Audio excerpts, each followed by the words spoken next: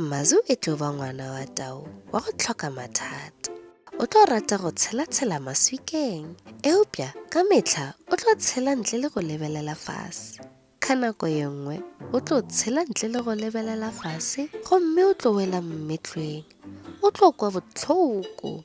Ka nako ye nngwe o tlo tshela ntle le go lebelela fase gomme o tlo wela motšhitšhing wa dinosi. Dinosi ga di tlo thaba. Nakong ye nngwe o tlo tshela ntle le go lebelela fase gomme o tlo nyaka go wela ka leweng. Seo se taba kotsi kudu. Ga a tlo ithuta diphošong tša gagwe. Seo se tlo ba bothata.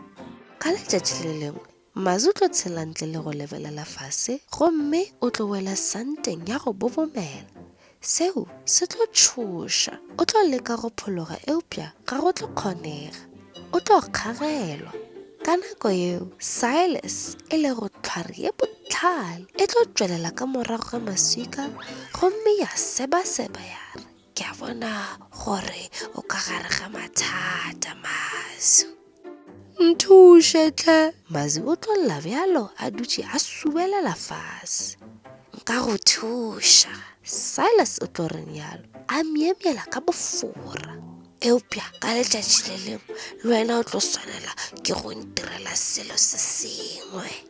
Mazu o tlo dika-dika go dumela. O tlo tseba gore Silas ke hlwari ya pelo ye mpe. Eupša ga a tlo ba le kgetho. Go lokile. Mazu o tlo re yalo. Silas o tlo tata mmele wa Mazu gomme a montšha santeng ka go nanya. Ke moka Silas o tlo penyelletša Mazu gomme a mo lebelela ka leitlho la go tšhoša. O seke wa lebala Mazu. Silas o tlo re yalo a seba-seba. Wa nkolota. Mazu o tlo hema ka go lokologa ge Silas a tloga mo a gagaba. Mazu o tlo lemoga gore go sekwe go mmaketše mathata le gore a kolote Silas. Go tloga letšatšing leo Mazu o tlo thoma go lebelela fase pele a tshela. O tlo ithuta thuto ya bohlokwa letšatšing leo ya gore ge re dira diphošo re swanetše go emanyana gomme re nagane ka ditlamorago pele re tšwela pele ka bophelo. Seo se ka phološa maphelo a rena.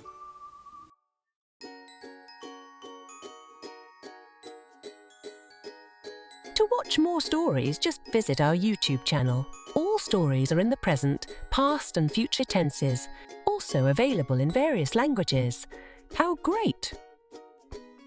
Also, members of the Abuti Academy get access to workbooks and much more. Visit our website to find out more about all the language learning materials that we have to offer.